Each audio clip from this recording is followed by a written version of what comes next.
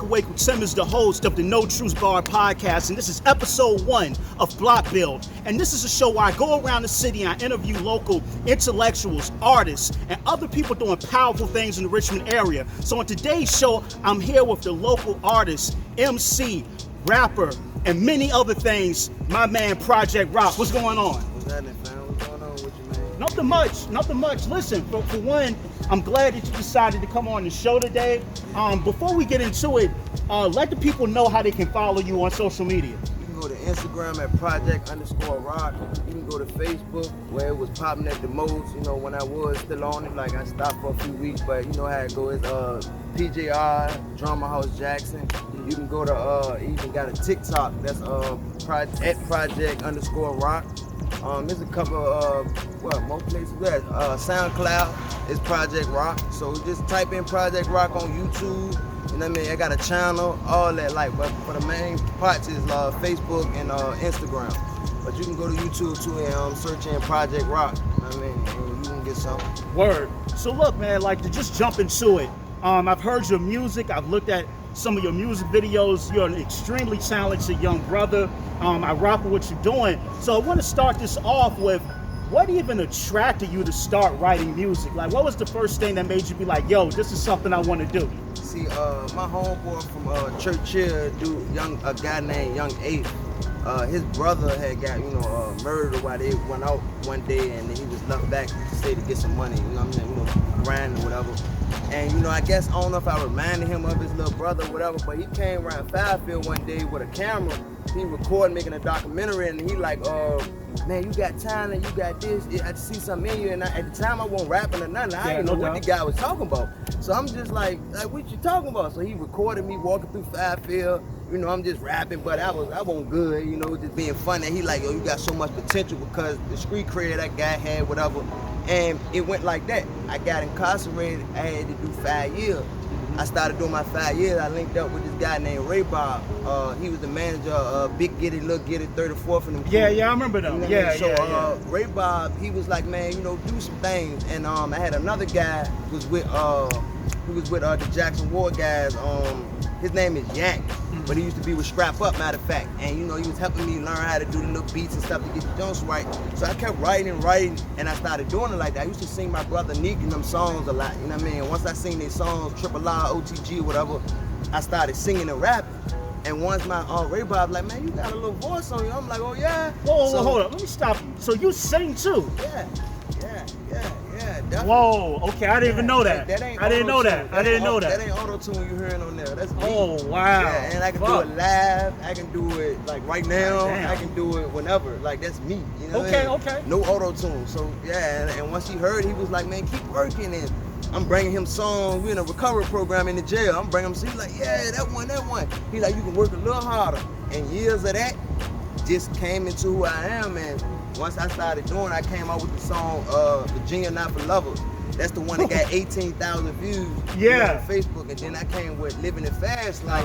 That's the one that got like 12,000, 10 or 11, one of them, thousands on Facebook. Y'all can go see PJR Drama House Jackson on Facebook. Thousands. Every song that I done did beating on my chest got over 1K. You know what I mean? Easy. So it's easy. Yeah, easy. That's what I mean by that. Like, that's how I started though in the rap game, being in the penitentiary and being motivated by this guy named Young A from Churchill. He the one that got me started though. Matter of fact, man, I think I saw one of his music videos. Yeah, Young A, he like that. It was a chain. It was like him. I forgot the name of it, but it had a crazy beat. And with some another cat, and they were like running down these stairs. I think it might work. Yeah. Black hoodie. I think I forgot to do DI. Yeah. He's a lot of them. He like a tall, kind of skinny, dark skinned cat. Yeah, he had the corn. Yeah, man. I mean, much salute, man. So I want to ask you this. You told me how you started. But who did you listen to growing up, man? Like, who was the cats you was bumping when you was coming up? Yo Gotti. Okay. That's my number one right there. Okay. Yo Gotti is my number one. Okay. You got Gucci Mane, Lil Boosie, Young Jeezy. Them the four that created the style that I come with. Yeah. You know what I'm saying? Then once I started... come on, I got you in frame. Once I started, I feel you. Yeah. Once I started hearing like Future and people like that, that's when I started articulate, the singing with the rap. Yeah. And that's when I put those together and made them merge and it was on. Word, man. Yeah, so like, what was your very first project that you put out? Like, what's the name of it? The joint called You Ain't a Hood Runner. Okay. It's matter of fact, it's called Trap Star. I remade it, but we was in a recovery program, and my homeboy Vito from Wooken Court. Everybody know who Vito is. Vito been getting money since he was a young guy, and he been telling me his life story.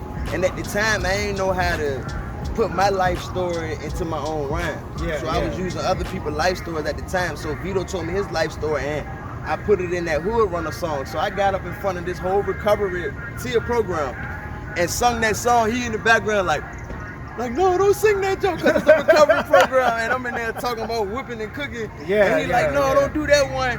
And you know, they loved it though. They loved it, and they was just like, change the content for certain. I need to make music for different people, and different, genre of music for different things and places and people. Yeah. So that's when I switched it up a little bit, Okay. So let me ask you, being a local artist, man, being here from the Richmond area, what are some of your greatest struggles you see trying to come up from Richmond? Because so many others before you, I remember back in the day, I'm a little bit older. I ain't an old man, but I'm a little bit older. The whole talk is, I'm going to be the dude to put the city on. Yeah. I know you done heard countless people say that. Yeah. But it's always this wall, it feels like, that artists from here hit. What is your biggest struggle coming up from Richmond and trying to make it in this particular game, man? I mean, first off, Richmond, being that it ain't an open market for music, like, you ain't got that many people that's on down here, a lot of people hate. You know what I'm saying? Like it's natural. Yeah. You know what I'm saying? It's natural. Like, even with me, you know what I'm saying? I ain't gonna say I'm a natural born hater, but at the end of the day, when I see certain people do numbers that I know ain't better than me, I be like, man, the hell he in a form, that's a form of hate. Instead of me being like, man, he got it, and whatever he doing, that's what's up. But okay, I ain't trying to be devil's advocate, but I'm putting this out there. Do you feel that it's more so you just being competitive instead of hating? Or do you feel like it's almost the same? I feel like finishing the point on that, as far as just, it being the fact that it's people that ain't that hard, they got more numbers than people that it really is hard. It's all about popularity, and even when you get that popularity, they're gonna try to find something to bring you down. You see what I'm saying? All right, now if somebody from outside like Atlanta or something come down here and grab up a couple people and push them, like people that's really hungry though, because they always, when that stuff do happen, they grab the ones that's really still in the street. You know what I mean? It's like, what you supposed to be in the street? Like, no, you can't have 1 foot in, 1 foot out. You either got to be in this game or you gonna be there. You know what I mean? So they get caught up, you know what I mean, with the baby, just as me, baby mamas and all this stuff I'm going through, shooting cases and all that stuff, and that holds you back. But like, my main thing I feel why people feel like, they just get stuck. They get stuck because first off, we ain't got no guidance, and Richmond, we don't know how to support our artists. We don't know how to support them and put them on and show them the proper love to put them where they want to be. For instance, my last thing before we go to the next topic. Yeah, no doubt. I make a song right now, and everybody love it. 9 times out of 10, the females gonna love it more than the guys. The guys gonna feel some way. Knowing my background, I had a lot of women just that and the third in the city. They gonna be like, oh, you fucking him? Oh, you fuck with him? Instead of her just liking my music and bumping it, like, oh, babe, listen to this. He gonna feel some way, and 9 times out of 10, he a rapper too, or wanna be a rapper. So he gonna be like, why you ain't bumping my shit? Oh, you like his shit more than mine? That's gonna make the girl throw the CD out the window, or throw the, you know what I mean? Cause she don't want her nigga to feel some way. I feel you. You see what I'm saying? So that's one of the main things. A lot of people don't support certain people in here, and the women is the ones that's gonna push you. You see what I'm saying? Like, you got a lot of cats that's really doing numbers right now, man. Like, I ain't gonna lie, like, before we got tore off, Brody was doing numbers, what the guy, Tub from Jackson Ward doing numbers. It's a lot of people, Rio, man, it was a lot of people that's doing numbers that got potential to really make it, but like I said, they ain't got the right backing, and they ain't got that push behind it. Like, for instance, my situation, I got the drive, I got the material, I got everything, but I ain't got that push. I ain't got that person. I'm doing everything myself. I record myself, I make my own beats, I do all this shit myself. Whoa, I ain't got nobody that's behind me saying, look, well, I'm gonna put this mixtape cover and do this, that, and third. You just go finish making songs and I'm gonna promote it for you. Yeah. I ain't got none of that. I'm doing everything literally myself. So that's what get me stuck. So let me ask you this really quick. I'm gonna move to the next question. So you just said you make beats. So if someone wanted to get a beat, they can holler at you for that Yeah, too. they definitely can holler at me. Okay, so my man can give you the beats too. So if you want like, yo, I need some instrumentals, you can holler at him for that. And we're gonna I'm gonna have him talk about his social media handles when we get to the end of the interview. So with that being said, man, have you tried to like reach out to like any major labels or anything like that? Busta Rhymes hit me up like 3 Real weeks quick, ago. say that loud for him. Say it loud. Busta Rhymes hit me up like 3 weeks ago. It's on Facebook or whatever. I screenshot and posted it, and he was asking me what I was doing with my music and all of that. You know what I mean? But at the end of the day, I don't even have a press kit. A press kit is something any local artist is supposed to have, because if you don't have a press kit, they ain't gonna know who you are. A press kit contains it's a consistence of like your performances, the things you've been doing, the things you've been working on, and all of that type of stuff. But Bibby, which is Waka Flocka mama brother, you know, he used to be with the Supreme and them up there in New York. So Bibby is dad brother. He hit me back, you know what I'm saying, and he was like, basically, if you got a certain amount of numbers, they'll hit you back.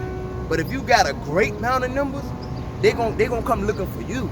You see what I'm saying? Like, so if you ain't really doing much, they ain't really they don't want to hand walk, they don't want to feed nobody like that. No so you gotta be doing, you know, half the work already for to get in the game. But CMG is the #1, you know, record label I would want to go with, because Gotti, he's fair, he treats his artists right, you know what I'm saying? That's what I like. I was thinking about Gucci, but what I just heard about Pooh Shiesty and him not letting them in, and what the name, Rick Ross, how he did me. Like, I'm learning from these people, but one thing I do know, to get in that dough, sometimes you gotta let somebody, you know, this, that, and the third. But if you good enough and you already that far, you don't have to you can do it independent, is what I'm saying. So okay. Now let me ask you this: do you have like a new project about to hit soon? Like you got, and tell us a little bit about that as well. The new joint you about to put out. It's called Mama I Made It. Alright, it's a I just put out a mixtape, you know, before that, and Mama I Made It is just me manifesting what I feel is about to happen. That's what that's about. Mama I Made It because my struggle got a lot to do with my mom, got a lot to do with my pops, got a lot to do with my family, period.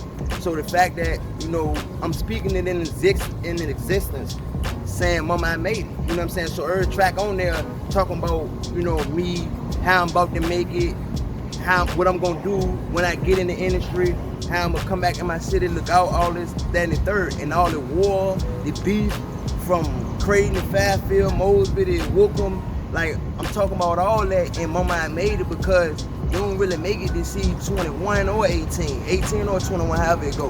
You know what I'm saying? I'm 29 now, and that's a blessing. Yes, you know what I'm saying? Like I always tell everybody, my cousin, my right-hand man, my blood came home on a Monday and got killed on a Sunday from doing a 10-year bid. You see what I'm saying? Because that's the lifestyle he still chose to live. He was 16 when he went in. He was mentally 16 when he came home.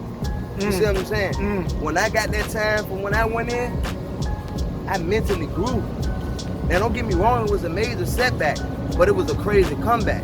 Yeah. You know what I mean? The people that was riding with me when I first came home, ain't none of them here now. But at the end of the day, I got people like Busta Rhymes and them hitting me back. Bro, that's versus the people that I had in Richmond. So it's like, you rather Richmond ride your coattail and you get as far as Richmond, or you rather Richmond really kind of fuck with you, but sort of, and you got the famous people in the industry hitting you up. And see, this is the thing I say to everybody, what you just said, listen to me. And I always say this, and this is a term I got from, I can't remember where I got it from. I look at myself as a citizen of the world. I love Richmond, it's where I'm from, it's what raised me, it's what bred me. But yo, if success is in Chicago, I'm out there. If success is in Atlanta, I'm out there. And a lot of times what happens to people here is that this becomes your prison. And it's like, yo, I just want to be the man here, And if I become the man here, then I'm Gucci. Yeah. And it's like the momentum stops because you buzzing in the city, but you want to grow beyond that. But I want to end this off, man, and we're going to link again later in the summer. I'm going to have this brother on the podcast, too, if you want to come on, man. Yeah, okay, so we'll have him on a full episode. So I'm going to do a quick game of this or that, and then we're going to end it off on some advice for you gentlemen out there if you feel like you might be getting stepped out on. So, this or that. I name 2 things, and you choose which one you're rolling with. Okay. All right, Jeezy or Ross? Jeezy. Okay. Jay or Nas? Jay. All right. Chris Rock or Dave Chappelle? Dave Chappelle. Meg Thee Stallion or Nicki Minaj? Nicki Minaj. Richmond or Petersburg? Richmond. Yeah. All right. And look, we're just talking. I was like, I want to end this on a lighthearted note. So I was going to ask this talented, super duper talented, and please make sure you follow him as well. Super talented brother. We were talking about cheating. So the ladies always get the voice. The ladies, they be like, hey girl, with your man stepping out, this is what you look for. So we're going to do one for the fellas. We're going to look out for the fellas right now. So, and you didn't even mention your name. You didn't put that out there. What, Project Rock? There No, you I go. told Okay, I'm sorry. Look, I was so in tune. Yeah. Okay, so we got my man Project Rock right here. So, Project Rock, give the fellas some game. You in a relationship, but you got that gut feeling like, something ain't feeling right. What should the fellas look for? What I realized and learned from relationships, when you get that gut feeling, don't bitch about it. It is what it is. Even if you catch a woman this, that, and the third, and you feel like you still be with her after certain shit, you might well not even speak on it. Because at the end of the day, it feel like, if I catch her, she'll stop, or if I do this, that, and the third. See, niggas have the tendencies of, when they feel like something's going on, they gonna speak on it to try to make the girl feel like, oh, you think you slick, but you ain't really slick. I know you doing this, that, and the third. One thing about females, they gonna do it regardless. So what I would say is focus on yourself and focus on making yourself happy. Because once you happy and doing what you was doing, not no young dumb shit, but doing what you was doing that allow her to be attracted to you. Don't get away from what attracted her. You know what I'm saying? Once you get away from that, that's when she started digging into other things. You gotta remember certain things, cause we get in them relationships and we put everything to the side, our niggas, whatever we had going on, and just focus on that relationship, and that's when it get sturdy. You need to continue your business, continuing hustling, whatever you're doing, not the wrong way, but the right way. Continue to do what you gotta do. But you can tell when a girl is cheating by you really being into her. If you really into her, you gonna feel it.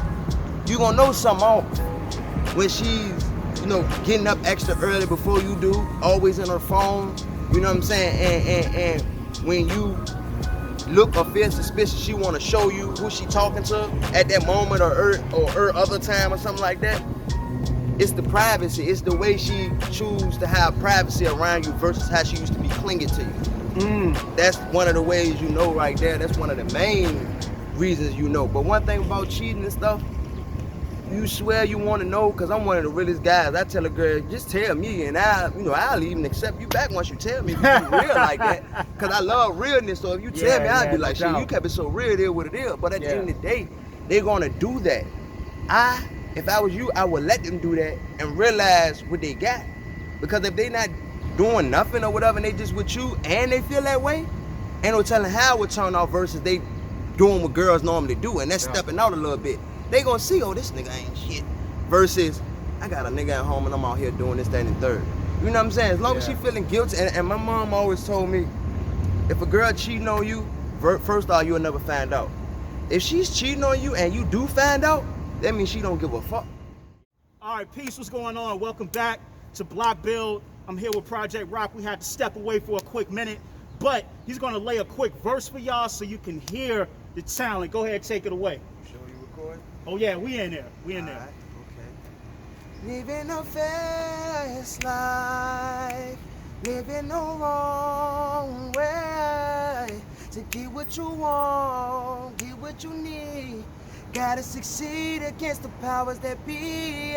Living a fast life, living the wrong way. To get what you want, get what you need.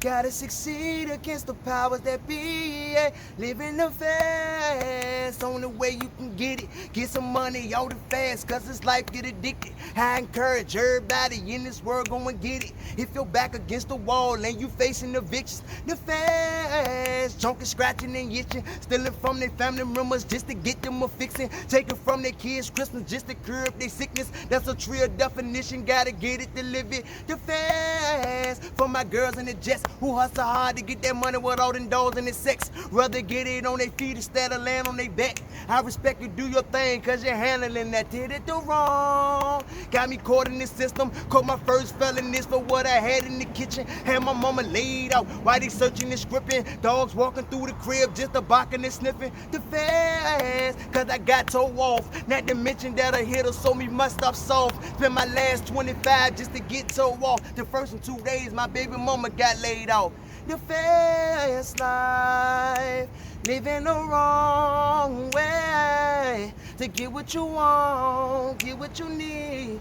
Gotta succeed against the powers that be. Yeah.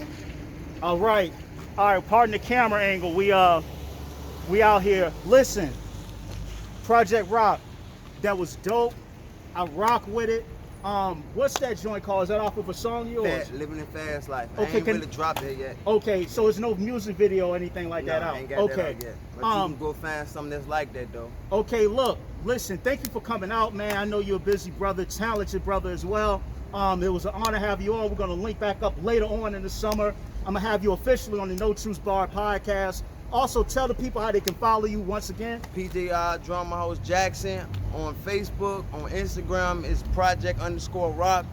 TikTok is @Project Rock. What else? SoundCloud Project Rock. YouTube is Project Rock. You can type in Project Rock channel, or just type in a song of mine like Got Caught or Quarter Lick or whatever the case may be, and just type in Project Rock, and it should pop up. It's gonna pop straight up. That's how you can find me. All right, well, look, brother, thank you for coming on. Appreciate it. Apple Music too. Apple Music? Apple, iTunes, Apple Music, iTunes. all that. Yeah, definitely. Okay, no doubt. What about SoundCloud? Are you on SoundCloud? Yeah, I'm on SoundCloud. Okay, SoundCloud as well. Yeah, Mama I made it, but on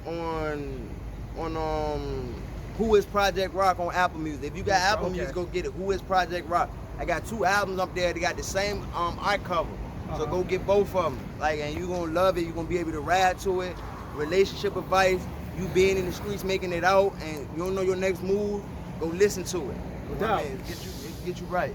All right, well, look, thank you for coming on. This was a great first episode of Block Build. Many more to come. Once again, make sure you're following me on Instagram at Hoyt, HOYT_Kwaku, KWAKU_Timmons, that's TIMMONS. Also, make sure you follow the _No Truth Barred podcast page. Make sure you subscribe to my YouTube channel, which is No Truth Barred. And once again, thank you for tuning in. Until next time, take care. Peace.